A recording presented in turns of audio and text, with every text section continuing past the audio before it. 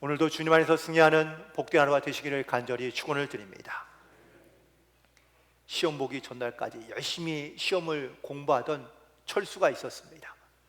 이제 밤늦게까지 시험을 공부하다가 집으로 돌아가는데 길거리에서 어느 할머니가 뭘 파시는데 거기에 눈에 띄는 게 들어온 겁니다. 봤더니 마법 연필 이를 파는 거예요.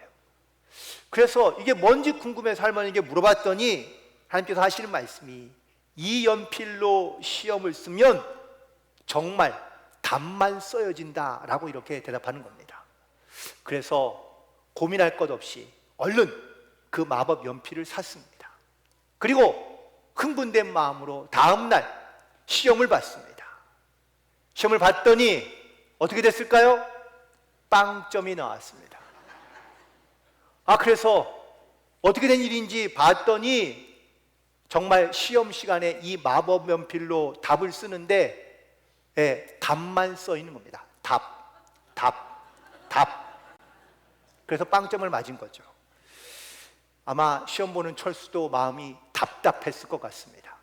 여러분, 우리가 인생을 살아가면서 인생의 정답 찾기를 원하시죠? 근데 정답이 있나요, 없나요? 없어요. 정답을 찾기가 어렵습니다. 만약에 우리가 정답을 찾는다면 그럼 과연 어디서 찾으면 좋을까? 우리는 인생의 유일한 길이요 진리요 해답이 되시는 우리가 주님을 찾고 만남으로 말미암아 우리의 인생의 해답을 찾아갈 수 있는 복된 성도들 되기를 간절히 소망합니다. 많은 사람들이 또한 세상을 살아가면서 선한 것을 보고 또한 선한 마음을 가지고 살아가려 하지만 그 선한 마음을 가지고 살아가는 것이 쉽지 않은 것이 또한 세상이기도 합니다. 능력만큼 일하고 또한 그가 일한 만큼 자기에게 보상을 받고 연봉을 받는 그런 어떤 사회적인 어떤 원칙이 지켜가는 그런 세상을 누구나 꿈꾸며 살아가는데, 이런 세상을 실현해 보고자 했던 이론이 바로 공산주의입니다. 그런데 이 공산주의가 실패한 원인이 있습니다. 그건 바로 사람을 혹은 인간을 오해한 데서부터 비롯됐다라는 것이죠. 사람은요, 선한 마음을 가지고 살아가는 사람이 분명히 있습니다. 그래서 자기가 선한 일을 하면 할수록 자기도 그 선한 마음을 가지고 많은 사람들 가운데 베풀며 나누며 살아가는 선한 사람도 있지만 또 반대로는 악한 사람도 있습니다. 무슨 말이냐? 선한 것을 받고 또한 선한 일을 경험하면 그것을 귀하게 여기고 아름답게 나도 베풀며 나누며 살아가는 것이 아니라 오히려 그거를 악용하는 겁니다. 마치 철부지 아이들이 철모들 때는 그냥 실수하거나 잘못해도 이해해주고 용서해주고 또한 그것을 품어주고 또한 그것을 좀 격려해 주니까 이것이 괜찮은 줄 알고 점점 빗나가는 경우가 있는 것처럼 말입니다. 그래서 사람의 선한 마음과 선한 뜻을 인간의 생각으로 잘못 왜곡된 관점으로 바라보고 그 욕망 가운데 사로잡혀 지배받고 살아가는 것이 우리의 세상을 살아가는 세상의 원리 가운데 또한 그 안에 녹아져 있는 것을 우리가 보게 됩니다. 우리는 분명 선한 마음과 선한 믿음을 가지고 우리가 이 세상 가운데 살아가려 하지만 세상이 우리를 그렇게 보지 않고 또한 세상의 악함이 우리를 자꾸 힘들고 어렵게 만듦으로 말미암아 우리도 그 세상을 따라가려 하는 습관을 가지고 살아가게 된다라는 사실인 것이죠. 사람들마다 선입견이 있습니다. 이 선입견은 대부분 다 자기 세계에서 만들어진 것들이죠. 그 자기 세계 안에 갇혀있는 사람들의 특징 중 하나가 자기의 세계관을 잘 바꾸려 하지 않는다라는 겁니다. 성경에도 이런 자기 세계관에 갇혀 살아가는 사람들이 있는데 그 대표적인 사람들이 바로 바리새인들과 제사장들과 그리고 율법사들, 학자들입니다. 그들은 사회적으로든 종교적으로든 그들은 엘리트 집단에 속한 사람들이죠. 이 엘리트 집단에 속해 있다는 이 말은 자기들의 세계가 강하다라는 이야기입니다. 그 세계에서 벗어나거나 그 세계에서 그들은 스스로 빠져나오기를 원치 않습니다. 그들이 주목하는 인물 가운데 예수라는 인물을 주목하게 보게 되는데, 그는 죄인과 세리의 친구가 되고 그들과 어울려 살아갑니다. 예수님의 말씀이 진리이며 하나님의 말씀인 것을 그들도 알지만 자기들의 세계에서 그걸 받아들이려 하지 않고 오히려 예수를 미워하고 심지어는 예수를 죽이려 합니다. 예수를 십자가에 못 박고 난 다음에는 더더욱 예수를 믿으려 하지 않게 되죠. 그 이유는 바로 그들의 세계 가운데 빠져 있고 또한 갇혀 있기 때문이라고 말할 수 있습니다. 그 세계에 갇혀 있으니 진리를 알아보지 못하는 겁니다. 하나님의 선하심을 깨닫지 못하는 겁니다. 결국 이렇듯 하나님의 선하심을 알지 못하니 그 세계 가운데, 자기 폐쇄 가운데 빠져 불행한 인생을 살아갈 수밖에 없는 것을 알 수 있습니다. 하나님은 우리에게 은혜의 문을 열어두시고 우리를 부르시고 하나님의 은혜 가운데 살아갈 수 있도록 우리 가운데 하나님께서 말씀하시고 찾아오시지만, 우리는 자기 세계에 갇혀 있거나 아니면 스스로 문을 닫아 하나님의 그 은혜 가운데 나아가지 못하는 겁니다. 그러니 하나님의 선하심을 맛보아 알지 못하니, 깨닫지 못하니 우리가 하나님과 가까워지는 것이 아니라 우리 하나님과 멀어질 수밖에 없는 것을 보게 됩니다. 하나님 분명 오늘도 우리를 찾아오셔서 하나님의 선하심 가운데 우리를 부르시고 또한 하나님의 은혜를 베풀고자 우리를 찾으시지만, 우리의 마음의 문, 자기의 세계 가운데 갇혀 있으면 하나님의 선함을 알지 못하고 하나님의 선하심을 맛보아 알지 못하니 그 은혜 가운데 나아갈 수가 없을 뿐더러 하나님의 선함을 오히려 우리 인간의 세상의 악함으로 왜곡된 시선으로 볼 수밖에 없는 겁니다. 시편 34편 8절에 보니까 너는 여호와의 선하심을 맛보아 알라라고 말하고 있습니다. 오늘도 이 하나님의 선하심을 맛보아 알고 그 은혜에 감사함으로 또한 기쁨으로 순종함으로 살아가는 복된 성도들 되기를 주님의 이름으로 간절히 축원을 드립니다. 오늘 본문에서 이 하나님의 선하심을 맛보아 안 사도 바울이 자기의 영적인 아들인 디모데에게 역시 똑같이 권면하고 있는 말씀입니다. 즉 다시 말하면 결론적인 말씀은 하나님의 선하심을 너도 맛보아 알면 좋겠다라는 이야기입니다. 그런데 이 하나님의 선하심의 맛봄을 알고 깨닫고 난 다음에 우리가 찾아오는 놀라운 하나님의 은혜와 축복을 우리가 경험하기도 하지만, 동시에 우리가 하나 간과하는 것이 있는데, 그건 바로 우리 가운데 치열한 영적인 싸움이 있다라는 사실입니다. 믿음을 지키기 위해서, 신앙을 지키기 위해서 하나님의 은혜와 사랑을 전하다 보면 우리 가운데 기쁨과 감사만 넘치는 것이 아니라 때로는 영적인 도전과 영적인 싸움 가운데 우리가 들어갈 수밖에 없는데, 이 영적인 싸움 가운데 우리에게 두 가지 필요한 요소는, 첫 번째는 내가 피하거나 버려야 할 것이 있고, 두 번째는 내가 지키거나 내가 또한 반드시 취해야 할 것이 있다라는 것인데, 오늘 이 두 가지를 통하여 함께 은혜를 나누고자 하는데, 먼저는 내가 피하거나 버려야 할 것들이 무엇인가를 알아야 한다는 것이죠.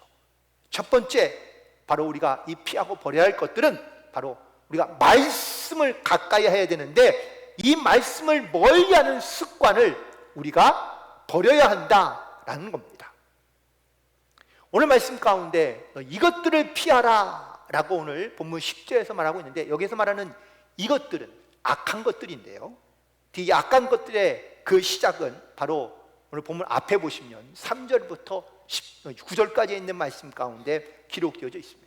10절까지의 말씀 가운데 기록되어져 있습니다. 그 중에 먼저 첫 번째는 3절에 있는 말씀인데, 누구든지 다른 교훈을 하며 바른 말, 우리 주 예수 그리스도의 말씀과 경건에 대한 교훈을 따르지 아니하면 우리가 악함 가운데 이끌려갈 수 있다라는 겁니다.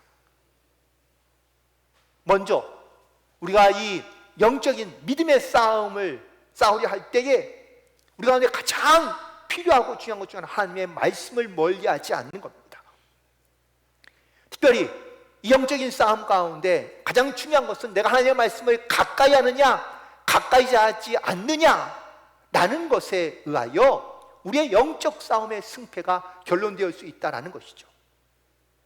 쉽게 말하면 우리가 하나님의 말씀이 눈앞에 있지만 이 말씀을 우리가 보지도 않고 읽지도 않고 혹은 이 말씀을 듣지도 않는다면 과연 우리가 이 영적인 싸움 가운데 우리가 승리할 수 있을까?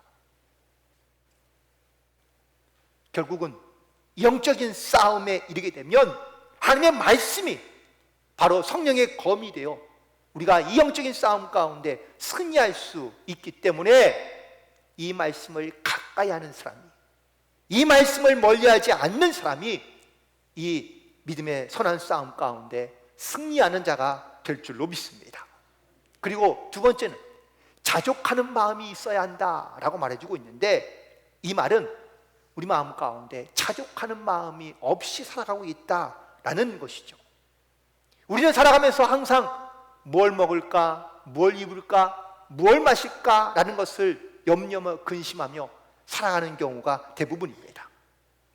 심지어는 내가 원하는 것, 바라는 것을 이뤘음에도 불구하고 자족하지 못하는 마음을 가지고 살아가는 사람이 정말 불행한 인생이지 않을까.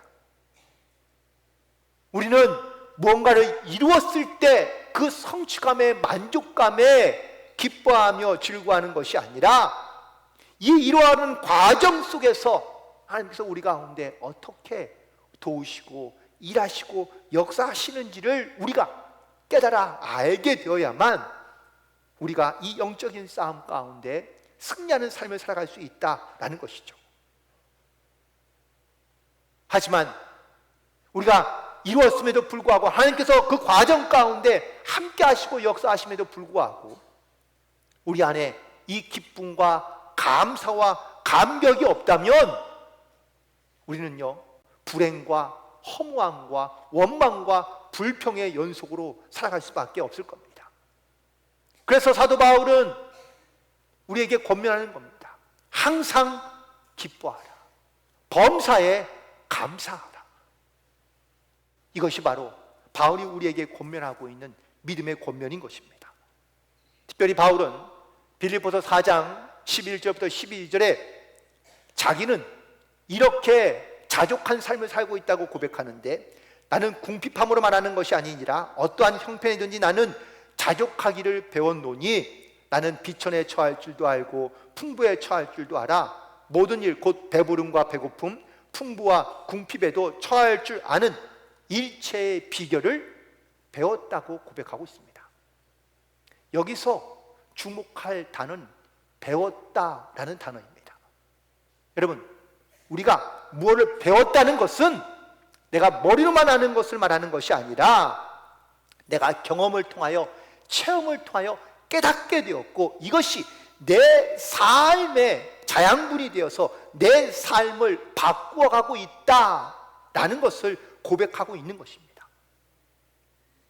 바울이 내가 일체의 비결을 배웠다, 자족함을 배웠다라고 이렇게 고백하고 있는데, 그가 수많은 상황과 환경을 경험하게 되면서, 체험하게 되면서 그가 배우게 된 것, 그가 깨닫게 된 것, 그가 알게 된 것은 바로 하나님이 나와 함께 하시고, 그 하나님이 함께 하시는 그 믿음으로 말미암아 그는 지금 담대하게 어떠한 상황과 환경에도 그가 좌절하거나 넘어지거나 치우치지 아니하고 믿음으로 담대히 나아갈 수 있게 되었다고 고백하고 있는 겁니다. 바라고 원하기는 우리에게도 이런 동일한 믿음의 고백으로 살아갈 수 있게 되기를 간절히 소망합니다. 그리고 세 번째는 악의 뿌리를 제거하라 라고 말하고 있습니다. 10절에서 보니까 돈을 사랑함이 일만하게 뿌리가 된다라고 이렇게 말하고 있는데, 사람이 살아가면서 돈과 재물의 영향을 받지 않고 살아갈 수 있는 사람은 아무도 없습니다. 물질은 우리가 살아가는데 반드시 필요하고 또 우리의 삶을 풍성하며 여유 있게 만들어가는데 매우 중요한 역할을 하기 때문입니다. 그런데 문제는 이 돈을 지나치게 사랑하는 겁니다. 많은 사람들이 이 많은 물질을 갖고 더 많은 돈을 소유하고 있으면 더 행복해질 것이다 라고 생각하지만 사실은 그렇지 않습니다. 또 심지어는 자기의 인생의 목표를 여기에 걸고 살아가는 삶도 있습니다. 돈이, 물질이 많을수록 화려하고 편리한 삶을 살아가는 것은 맞지만 물질이 많고 적음이 참된 행복과 직결되는 것을 아니라는 것을 우리는 반드시 기억해야 될 줄로 믿습니다. 특별히 바울은 돈을 사랑하는 것이 모든 악의 근원이고 뿌리라고 이야기합니다. 예수님도 이와 비슷한 말씀을 하시는데 마태복음 6장 24절에서 한 사람이 두 주인을 섬기지 못할 것이니 혹은 이를 미워하고 저를 사랑하거나 혹은 저를 중히 여기고 경히 여깁니다. 너희가 하나님과 재물을 겸하여 섬기지 못한다라고 말씀하고 있는데 예수님께서 주신 이 비유의 말씀 가운데 아주 놀라운 특징은 예수님께서 하나님과 재물을 두 주인이라고 얘기하고 있다는 거예요. 즉 사람들이 하나님과 재물을 동급과 동격으로 여기며 주인으로 삼으려 하는데 이 두 주인을 함께 겸하여 섬길 수 없다라고 말씀하고 있는 겁니다. 혹시 여러분 살아가면서 하나님과 재물을 동격으로 여기며 동급으로 여기며 두 주인처럼 여기며 혹시 살아가고 계시지는 않습니까? 하지만 결코 하나님은 이 재물과 같이 섬길 수 없다는 것을 말씀하며 내 삶의 중심, 내 신앙의 중심이 어디에 있는지를 우리 가운데 찾고 묻고 계신다라는 사실입니다. 더 나아가서 우리가 버려야 할 것 혹은 또 우리가 제거해야 할 것도 있지만 또 반드시 우리가 취해야 할 것, 따라야 할 것도 함께 있다는 것을 말씀해 주고 있는데 먼저 11절에 보니까 의와 경건과 믿음과 사랑과 인내와 온유를 따르라 라고 이렇게 말씀합니다. 이 말씀을 의지하여 선포한다면 첫 번째는 먼저 의롭게 살아야 한다라는 것을 말씀하고 그리고 두 번째는 경건한 삶으로 살아가야 된다라는 것, 믿음과 사랑과 인내와 온유함으로 살아가야 한다라는 것을 우리 가운데 말씀하고 있습니다. 오늘 말씀을 준비하면서 아주 귀한 내용을 제가 찾게 되었고 소개할 수 있게 되었는데 미국의 2016년도에 대통령에 당선된 도널드 트럼프 대통령 후보와 함께 런닝메이트로 함께 뛰었던 마이크 펜스라는 부통령이 있습니다. 그가 쓴 책 가운데 행하는 신앙이라는 이런 책이 함께 있는데요. 거기에 그가 간증했던 고백했던 이야기입니다. 그가 이렇게 부통령에 당선되고 난 다음에 그에게 소감을 묻는 기자들의 질문이 있었습니다. 그때 그가 고백한 이야기는 지금 이 순간이 가장 겸손해야 되는 순간인 것을 나는 압니다. 그래서 하나님의 은혜에 먼저 감사를 드립니다 라고 인터뷰를 하게 됩니다. 여러분 수많은 기자들이 생방송으로 진행되고 있는 그 순간 이런 자기의 신앙과 믿음의 고백을 할 수 있다는 것은 그가 얼마나 진실한 믿음의 사람인지를 알 수 있게 하는 대목인데요.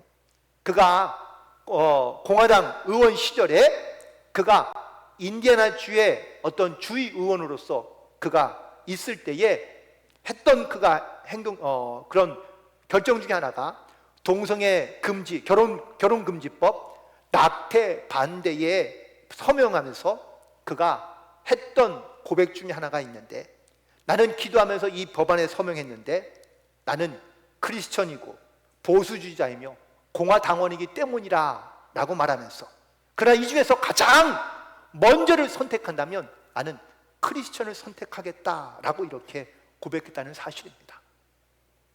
여러분, 어떤 상황, 우리의 믿음이 어떤 상황에서 드러나야 될지를 분명하게 보여주고 있는 그러한 믿음의 고백이며 또한 믿음의 선택이지 않을까. 우리는 이 세상 가운데 살아가며 바른 길을 가고 의와 경건과 믿음의 길을 걸어가려 할 때에 나는 먼저 누구를 혹은 무엇을 선택하고 있는지를 우리 가운데 보여줘야 되고 드러내야 되고 나타내야 된다라는 겁니다. 바라고 원하기는 여러분들도 믿음의 길을 먼저 선택하고 의의 길을 선택하여 하나님의 거룩한 백성으로 담대히 살아가는 성도들이 되기를 주님의 이름으로 간절히 축원을 드립니다. 그리고 오늘 말씀 두 번째 12절에 있는 말씀에 보니까 믿음의 선한 싸움을 싸우고 영생을 취하라 라고 이렇게 말씀하고 있습니다. 우리가 믿음을 지키려 할 때에 때로는 피하고 인내하며 또한 내 안에서 버려야 할 것도 있지만 반대로는 우리가 싸우고 성취하고 또한 취해야 할 것도 있다라는 것을 말씀하고 있다는 겁니다. 사람이 싸우는 것을 좋아하는 사람은 아무도 없죠. 네, 누군가 싸우게 되면 반드시 피를 흘리게 되고 또 아프게 되고 때로는 생명을 위협하게 만들기 때문입니다.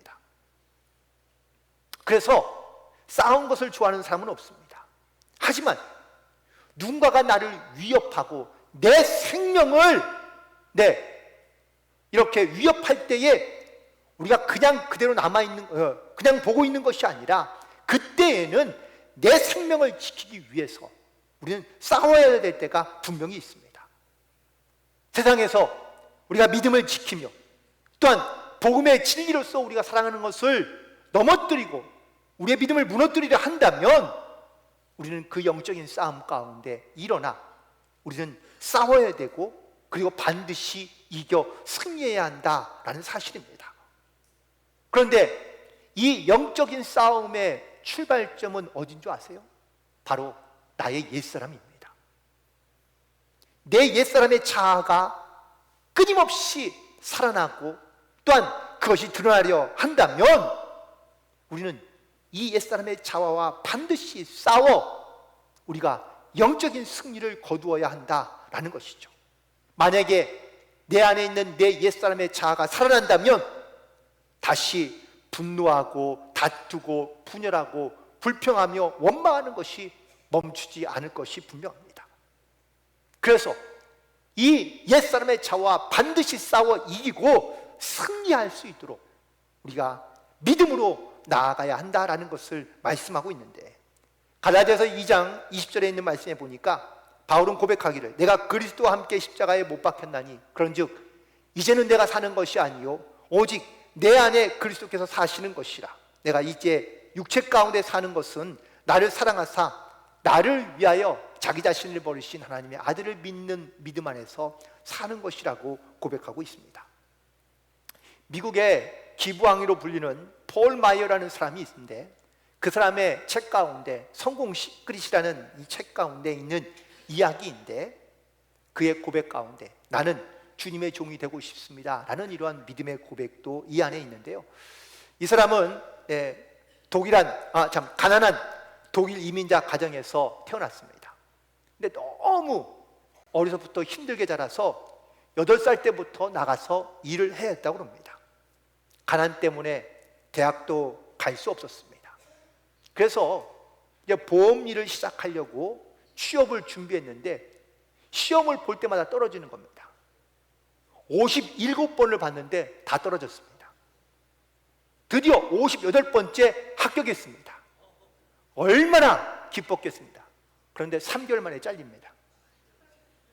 그리고 다시 시험 봐서 59번째 보험회사에 취직을 하게 되고 세일즈를 시작하게 됐는데 이 사람들이 이 보험 가입을 잘 하지 않는 겁니다.